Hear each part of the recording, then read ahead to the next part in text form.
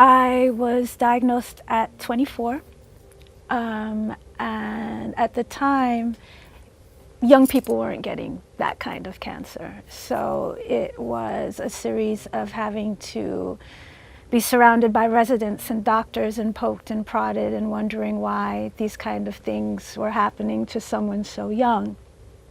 And there's no history of cancer in my family, but at a very early age, I had experienced some serious trauma in my pelvic area. I was attacked when I was going home from my after-school job. I don't remember much of it. I remember being grabbed and dragged into a parking area and fighting like hell. And the next thing I remember, I was being picked up and brought to the hospital. I never shared this with my family. I kept it from them. It wasn't something that I wanted them to know simply because I just wanted to protect them. But because of that situation, I've had a history of problems with my uterus and my ovaries, tumors, lots of pain, you name it, I've had it. And so that's what they think is the reason why I've had to deal with cancer issues my whole life.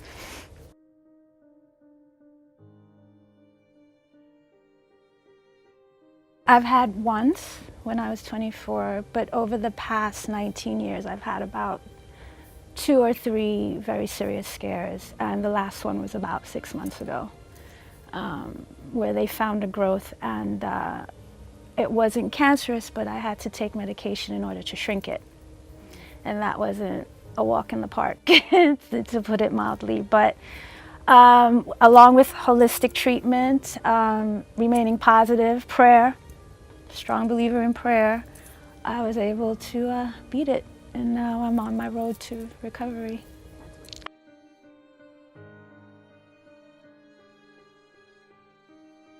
I think trying to remain positive is one of the toughest things, especially in the world that we're living in now.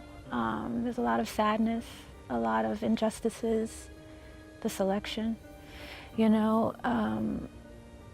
You have to really just try to find the good in things and in life, and to surround yourself with beautiful people, and just try to find the good in everything, because there's so much negative, ugly things in the world that you have to pull yourself away from that a bit. And it's hard.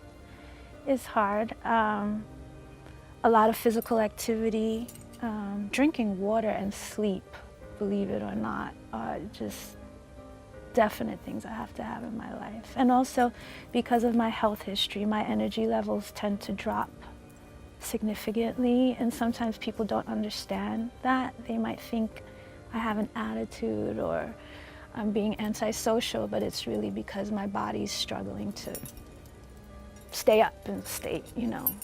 It's a bit of a struggle. So I think holistic approaches and really trying to see the good in everything helps.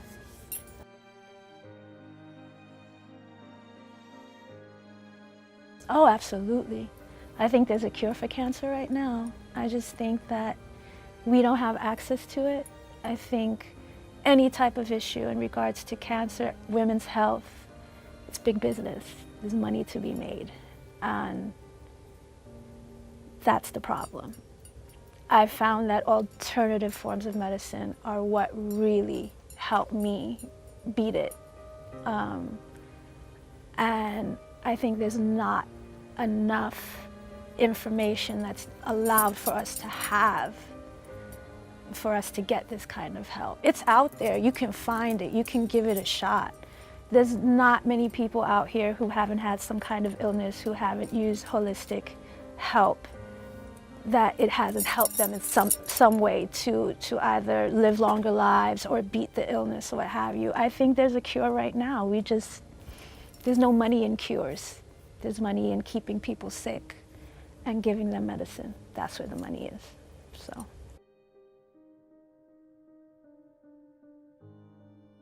I don't think anyone needs to be sick like that at all. Children shouldn't have to be having these tests done. Women shouldn't have to have things cut out of their bodies.